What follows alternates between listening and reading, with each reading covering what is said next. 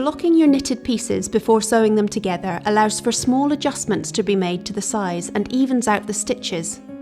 You'll need a flat area onto which you can pin your knitting, such as a table with a towel or a spare bed for larger projects, or you could use blocking mats. This area will need to be undisturbed for the duration of the blocking.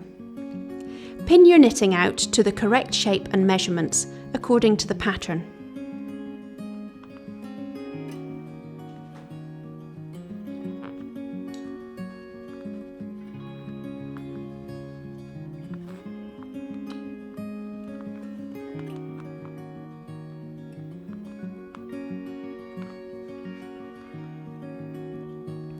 Place a damp cloth on top of the knitting.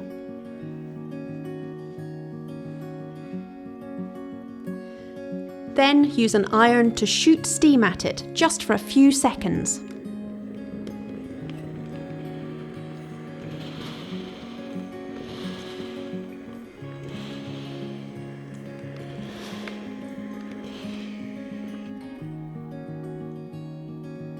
Leave the knitting pinned in place until it's completely dry.